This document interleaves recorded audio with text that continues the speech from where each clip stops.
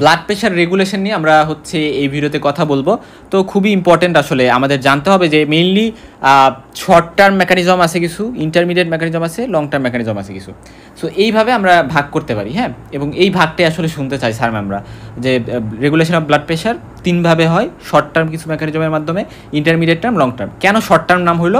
কারণ এই যে ব্যারোরিসেপ্টর মেকানিজম, কেমোরিসেপ্টর মেকানিজম বা সিএনএস ইসকেমিক রেসপন্স, এই যে মেকানিজমগুলো আছে এগুলো খুবই কম সময়ে কাজ করতে পারে, কম সময়ের মধ্যে এরা রেসপন্স তৈরি করতে পারে বা এরা ব্লাড প্রেশারকে রেগুলেট করতে পারে।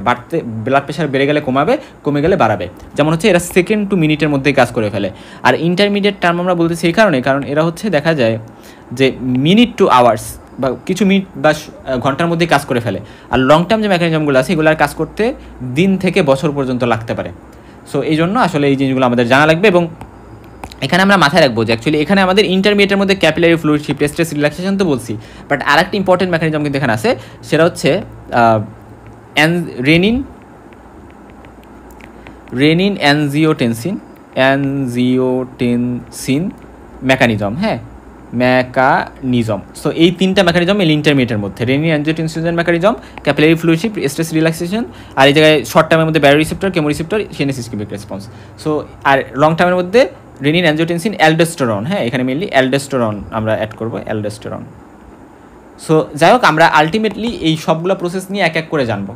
তো তার আগে আরেকটা কথা বলি যে অ্যাকচুয়ালি আমাদের মধ্যে এটাকে আমরা মানে রেগুলেশনকে আমরা আরও কিছু ভাগে ভাগ করতে পারি। যেমন নার্ভাস কিছু মেকানিজম আছে, রেনাল কিছু মেকানিজম আছে, হরমোনাল মেকানিজম আছে, লোকাল মেকানিজম আছে।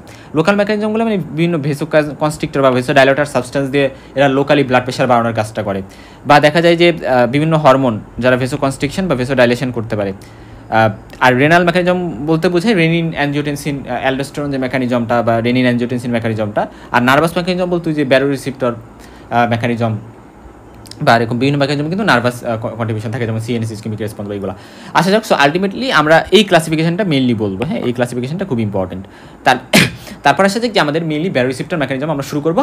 তাহলে সেখানে শুরুতে আমাদের জানতে হবে ব্যারোরিসেপ্টর কি। মনে রাখবো ব্যারোরিসেপ্টর মানে হচ্ছে যে অ্যাকচুয়ালি এরা হচ্ছে কিছু নার্ভ ইন্ডিংস বা কিছু রিসেপ্টর আমরা বলতে পারি। তো নার্ভ ইন্ডিংস মানে হচ্ছে যে নার্ভ ইন্ডিংস মানে কি? নার্ভ ইন্ডিংস মানে নার্ভের একটা পার্ট, নার্ভের একেবারে শেষের যে পার্টটা থাকে ওটাকে আমরা বলি নার্ভ ইন্ডিংস। সো নার্ভের একটা পার্ট আর কি নার্ভ ইন্ডিংস। সো এই যে ব্যারোরিসেপ্টর, এই ব্যারোরিসেপ্টরগুলো বা রিসেপ্টরগুলো হচ্ছে মেইনলি আমাদের এই যে হার্ট, এটা তো হার্ট, রাইট, হার্ট। তো এই হার্টের যে আর্চ অফ দ্য অ্যাওর্টা আমরা দেখতেছি, এই আর্চ অফ দ্য আওরটাতে কিছু ব্যারোরিসেপ্টর থাকে, এই যেখানে, যেটাকে আমরা বলতেছি আওরটিক ব্যারোরিসেপ্টর। পাশাপাশি আমাদের যে এখানে তো কমন ক্যারোটিড আর্টারি থাকে, এই যে আমাদের নেক গলা, এই গলার এখানে কমন ক্যারোটিড আর্টারি থাকে। সো সেই কমন ক্যারোটিড আর্টারি পরবর্তীতে কি হয়, এখানে ক্যারোটিড সাইনাস হয়, ঠিক আছে। ক্যারোটিড সাইনাস পরবর্তীতে internal carotid artery, external carotid artery হয়। বাট এই যে ক্যারোটিড সাইনাস, এখান থেকে পরবর্তীতে কী হয়, ব্যারোরিসেপ্টর কিন্তু এখানেও কিছু ব্যারোরিসেপ্টর থাকে। সো এই দুইটা জায়গায় ব্যারোরিসেপ্টর থাকে। তো যখন আমি ধরলাম এই যে এখানে লেখা আছে ক্যারোটিড আর্টারি, মেনলি এখানে বলছি in the wall of internal carotid artery, এখানে ক্যারোটিড সাইনাস থেকে আর ওয়াল অফ অ্যাওরটিক আর্চ এখানে থাকে। এখন মেনলি যখন আমার ব্লাড প্রেশারটা বেড়ে গেল, তখন এই স্টিমুলেশনটা, যে আচ্ছা ব্লাড প্রেশার বেড়ে গেছে, এই স্টিমুলেশনগুলো ওই যে হার্টের আর্চ অফ দ্য আওরটা বা ইন্টারনাল ক্যারোটিড আর্টারি বা মানে ক্যারোটিড সাইনাসের যে ব্যারোরিসেপ্টরগুলো, ওইখানে ব্যারোরিসেপ্টরগুলো স্টিমুলেটেড হবে, ঠিক আছে। সো অ্যাকচুয়ালি এগুলা তখন স্টিমুলেটেড হবে এবং এগুলো স্টিমুলেটেড হয়ে কি করবে, আইএক্স বলতে বোঝানো হচ্ছে গ্লোসোফ্যারিঞ্জিয়াল নার্ভ, আর এক্স বলতে বোঝানো হচ্ছে ভ্যাগাস নার্ভ। সো গ্লোসোফ্যারিঞ্জিয়াল এবং ভ্যাগাস এই দুইটা নার্ভের সহযোগিতায়, ক্রেনিয়াল নার্ভ আমরা বলতেছি, এই ক্রেনিয়াল নার্ভের সহযোগিতায় ইম্পালস হচ্ছে যাবে ব্রেইনে, কোথায়, নিউক্লিয়াস অফ ট্রাক্টাস সলিটারিয়াস, খুব ইম্পর্টেন্ট। সো আলটিমেটলি এগুলো কি, এগুলো হচ্ছে সেন্সরি নার্ভ, রাইট, সেন্সরি ভূমিকা পালন করতেছে। যে আচ্ছা ব্যারোরিসেপ্টরগুলো স্টিমুলেটেড হলো এবং সেই ব্যারোরিসেপ্টরগুলো হচ্ছে কিছু সেন্সরি নার্ভের সহযোগিতায়, ভেগাস এবং হচ্ছে গ্লোসোফ্যারিঞ্জিয়াল, এরা হচ্ছে নিউক্লিয়াস অফ ট্রাক্টাস সলিটারিয়াস, ব্রেনের একটা পার্ট, মিডুলা অবলাঙ্গাটার একটা পার্ট। তো সেখানে এরা হচ্ছে পাঠাইলো। সো এরা যখন পাঠাইলো তখন এগুলা কী করবে, আমরা বলছিলাম না যে ভেসোমোটর সেন্টার থাকে, তো ওই ভেসোমোটর সেন্টারের যে ভেসো কনস্ট্রিক্টর এরিয়া আছে সেটাকে হচ্ছে ইনহেবিট করবে। আর ভেসোডাইলেটর এরিয়াটাকে স্টিমুলেট করবে। এখন একটা জিনিস মনে করো যে অ্যাকচুয়ালি ভেসোডাইলেটর যে এরিয়াটা, এটার কাজ কী ছিল? ব্লাড প্রেশার কমানো। আর ভেসোকনস্ট্রিক্টর এরিয়াটার কাজ ছিল ব্লাড প্রেশার বাড়ানো। সো ব্লাড প্রেশার যেহেতু বাইরেই গেছে, তাই কী করতেছে? ব্লাড প্রেশার বাইরে যেহেতু গেছেই, তাই এরা কী করতেছে? যে ভেসোকনস্ট্রিক্টর এরিয়াকে ইনহাবিট করতেছে, এটাই তো দরকার। আর যাতে ব্লাড প্রেশার কমে, তাই ভেসোডাইলেটর এরিয়াকে স্টিমুলেট করতেছে। সো এর ফলে ভেগাল টোন এখানে বাইরে যাবে, আর এখানে কী হবে? ভেসোমোটর টোন হচ্ছে বা ভেগাল টোন, এটা হচ্ছে কমে যাবে। আলটিমেটলি যেটা হচ্ছে যে ব্র্যাডিকার্ডিয়া হবে, কার্ডিয়াক আউটপুট কমে যাবে, এবং আলটিমেটলি এখানে হচ্ছে ব্লাড ভেসেলসের ডাইলেটেশন হবে এবং ব্লাড প্রেশার নর্মাল হয়ে যাবে। আমরা কমে যাবে বলবো না, মানে ব্যাপারটা হচ্ছে যে বেড়ে গেছিলো ব্লাড প্রেশার, তো সেটাকে নর্মালে নিয়ে আসছে। হ্যাঁ, ব্লাড প্রেশার কমেই তো নর্মালে আসছে, বাড়ছিল সেটাকে যতটুকু বাড়ছে ততটুকু কমে নর্মালে নিয়ে আসছে। সো এই যে মেকানিজমটা, ব্যারোরিসেপ্টর এক্ষেত্রে কন্ট্রিবিউশন করতেছে, এই জন্য আমরা বলতেছি ব্যারোরিসেপ্টর মেকানিজম। এখন আসলে কেমোরিসেপ্টর মেকানিজম। তো কেমোরিসেপ্টরগুলো হচ্ছে এগুলো কিছু রিসেপ্টর যেগুলো কেমিক্যাল সাবস্টেন্সের কারণে স্টিমুলেটেড হয়। অর্থাৎ ধরো কোনো কারণে আমি ধরলাম যে অক্সিজেন কমে গেছে বডিতে, বা কার্বন ডাইঅক্সাইড বেড়ে গেছে, অথবা হাইড্রোজেন আয়ন বেড়ে গেছে। সো কার্বন ডাইঅক্সাইড অথবা হাইড্রোজেন আয়ন বেড়ে গেছে আর অক্সিজেন কমে গেছে, এই সকল কন্ডিশনে এই যে কেমিক্যাল ইমব্যালেন্স হচ্ছে, এই কারণে দেখা গেছে কেমোরিসেপ্টরগুলো স্টিমুলেটেড হয়। তো কেমোরিসেপ্টরগুলো কই থাকে? এগুলো মেনলি আওটিক বডি বা ক্যারোটিড বডি, এ সকল জায়গায় মেনলি থাকে। এগুলো হার্ট আর ওই যে বিভিন্ন ভেসেলের থাকে। সো ওই জায়গার এই কেমোরিসেপ্টরগুলো স্টিমুলেটেড হবে এই কেমিক্যাল ইমব্যালেন্সের কারণে, এবং পরবর্তীতে আর্টেরিয়াল ব্লাড প্রেশার আমি ধরলাম যে কমে গেছে। তো আর্টেরিয়াল ব্লাড প্রেশার কমে গেলে ফলে কী হবে? কেমোরিসেপ্টরগুলোতে ব্লাড ফ্লো কমে যাবে, তখন কেমোরিসেপ্টরগুলো স্টিমুলেটেড হবে যে আচ্ছা আমাদের তো ব্লাড ফ্লো কমে গেছে। কারণ আলটিমেটলি কি দেখো, আর্টেরিয়াল ব্লাড প্রেশার কমে যাওয়া মানে তো এই যে অক্সিজেন কমে যাওয়া, ব্যাপারটা এরকম না যে আচ্ছা আর্টেরিয়াল ব্লাড প্রেশার কমে গেছে, তখন অক্সিজেন ল্যাক হয়ে গেছে, তখন কেমোরিসেপ্টরগুলো সেন্স পাবে আচ্ছা অক্সিজেন তো কম হয়ে গেছে, কারণ ব্লাডের মাধ্যমেই তো অক্সিজেন ট্রান্সপোর্ট হয় হিমোগ্লোবিনের মাধ্যমে। সো তখন কিন্তু এই মেকানিজমটা হবে, এবং ব্লাড ফ্লো তখন কেমোরিসেপ্টর কমে যাবে, এবং কেমোরিসেপ্টর কিন্তু তখন স্টিমুলেটেড হবে, এবং তখন সেটা মেডুলাতে সিগন্যাল পাঠাবে ওই যে গ্লোসোফেরিঞ্জিয়াল ভ্যাগাসের মাধ্যমে সেইমভাবে, এবং এর ফলে কী হবে? যে ভ্যাসোমোটর যে সেন্টার সেটা স্টিমুলেটেড হবে, এবং সেটা স্টিমুলেটেড হয়ে এরা মেনলি কী করবে? ভেসোকনস্ট্রিক্টর যে এরিয়াটা ছিল সেটাকে স্টিমুলেট করবে, এবং সেটাকে স্টিমুলেট করে ভেসোকনস্ট্রিকশন করবে, টোটাল পেরিফেরাল রেজিস্ট্যান্স বেড়ে যাবে, যেটা আমি বলে আসছি ব্লাড প্রেশারের ভিডিওটা দেখবা, ওখানে আমি বলছিলাম যে ভেসোকনস্ট্রিকশন হওয়া মানে হচ্ছে আর্টেরিয়ালসগুলো বা ক্যাপিলারিজগুলো কনস্ট্রিকশন করা, এবং ফলে হচ্ছে টোটাল পেরিফেরাল রেজিস্ট্যান্স বেড়ে যাবে, এবং হচ্ছে আর্টেরিয়াল ব্লাড প্রেশার বেড়ে যাবে। সো এই যে প্রসেসটা, এটা হচ্ছে কেমোরিসেপ্টরের মাধ্যমে, এবং এই ব্যারোরিসেপ্টরের মাধ্যমে কিন্তু ঠিক একইভাবে ব্লাড প্রেশার, এটা বলছি যে বাড়লে কীভাবে কমবে, ঠিক আছে? আর যদি ব্লাড প্রেশার কমে যায় তাহলে কীভাবে বাড়বে? এই ব্যারোরিসেপ্টর মেকানিজমের মাধ্যমে কিন্তু সম্ভব। কীভাবে? দেখো, যদি ব্লাড প্রেশার কমে যায়, কমে গেলেও সেম ক্যানিং হবে, কমে গেলেও ব্যারোরিসেপ্টরগুলো স্টিমুলেটেড হবে, এই নার্ভের মাধ্যমে মানে সিগন্যাল নিউক্লিয়াস অফ ট্রাক্টাস সলিটারাসে যাবে। তবে সেক্ষেত্রে এখানে এসে কী হবে? যে এখানে inhibition of vasodilator area of the vasomotor centre, আর এখানে হবে stimulation of the vasoconstrictor area. So এইভাবে হচ্ছে বেসিক্যালি ব্লাড প্রেশারকে বাড়াইয়া নর্মাল করবে। যদি এমন হয় যে আচ্ছা ইন্ট্রাক্রেনিয়াল প্রেশার বেড়ে গেছে, অর্থাৎ আমাদের যে ক্রেনিয়ামের মধ্যে প্রেশার বেড়ে গেছে, তখন দেখা যাবে যে আমাদের সেরেব্রাম যেগুলো, আমরা জানি সেরেব্রাম হেমিস্ফিয়ার এগুলো, রাইট? সো এগুলো তখন ঠিকভাবে ব্লাড পাবে না, এগুলো ব্লাড না পাইলে ব্লাড ফ্লো ভেসোমোটর সেন্টারে কমে যাবে, হাইপক্সিয়া হবে।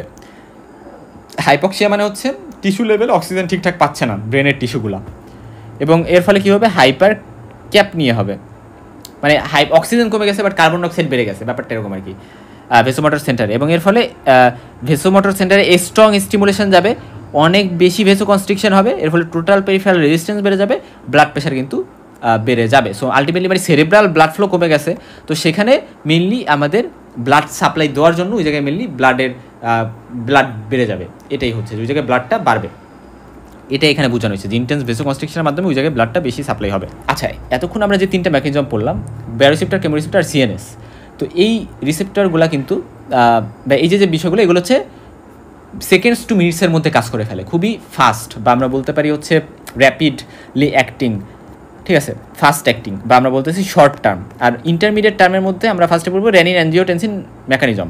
এখানে কী হয়? যে ব্লাড প্রেশার যখন কমে যায়, আমি ধরলাম কিডনির জাক্সটাগ্লোমেরুলার যে অ্যাপারেটাস, বা ওখানে যে জাক্সটাগ্লোমেরুলার সেল থাকে, সেই সেলগুলা কী করে?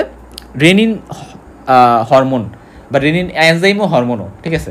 সো এই জিনিসটা সিক্রেট করে, এবং এই জিনিসটা কী করে? আমাদের লিভার হচ্ছে অ্যাঞ্জিওটেনসিনোজেন তৈরি করে, একটা প্রোটিন। তো এই অ্যাঞ্জিওটেনসিনোজেনটা ইনঅ্যাক্টিভেট অবস্থায় থাকে, তো এই রেনিনটা এটাকে অ্যাক্টিভেট করে, এটাকে অ্যানজিওটেনসিন 1-এ কনভার্ট করে। তো অ্যানজিওটেনসিন 1টা পরবর্তীতে লাংয়ের একটা এনজাইম, যেটাকে আমরা বলতেছি অ্যানজিওটেনসিন কনভার্টিং এনজাইম, এটা হচ্ছে লাং থেকে আসে। সো এই অ্যানজিওটেনসিন কনভার্টিং এনজাইমের মাধ্যমে অ্যানজিওটেনসিন 2-তে কনভার্ট হয়। তো এই অ্যানজিওটেনসিন 2তে হচ্ছে একটা ভেসো কনস্ট্রিক্টিং সাবস্টেন্স, ফলে এরা ভেসো কনস্ট্রিকশন করাবে, টোটাল পেরিফেরাল রেজিস্ট্যান্স বাড়বে এবং ব্লাড প্রেশার বাড়বে। এই জিনিসটা খুব ইম্পর্টেন্ট। হ্যাঁ, আচ্ছা, তারপর হচ্ছে ক্যাপিলারি ফ্লুইড শিফট মেকানিজম। এটা একটা ইন্টারমিডিয়েট মেকানিজম। এক্ষেত্রে কী হয় যে যদি ব্লাড প্রেশার কমে যায় তাহলে ক্যাপিলারি প্রেশার কমে যাবে, রাইট? অর্থাৎ এই যে ক্যাপিলারি, এই যে তো ক্যাপিলারি লেভেল, এই যে ক্যাপিলারি লেভেল, তো এই ক্যাপিলারি লেভেলে প্রেশার কমে যাবে। তো এই যে এখান দিয়েও তো অনেক ফ্লুইড আছে ভেসেলের বাইরে, তো এই যে ফ্লুইডগুলো আছে এগুলো কী করবে, বেশি বেশি ভেসেলের মধ্যে চলে যাবে। তো ভেসেলের মধ্যে তখন সারাউন্ডিংস এরিয়া থেকে ক্যাপিলারিসের মধ্যে চলে যাবে, এবং আমরা জানি ক্যাপিলারি লেভেলে কিন্তু আদান প্রদান হয়, তখন কিন্তু লাইক ব্লাড ভেসেলের মধ্যে ক্লোজ থাকে, কিছু ঢুকতে পারবে না এরকম না, এই ক্যাপিলারি লেভেলে ঢুকতে পারে, এক্সচেঞ্জ হতে পারে। তো তখন বেশি বেশি ফ্লুইড ঢুকে যাবে এবং ব্লাড ভলিউম বাড়বে, আর ব্লাড ভলিউম যদি বাড়ে, মনে রাখবা ব্লাড ভলিউম বাড়লে ব্লাড প্রেশার বাড়বে।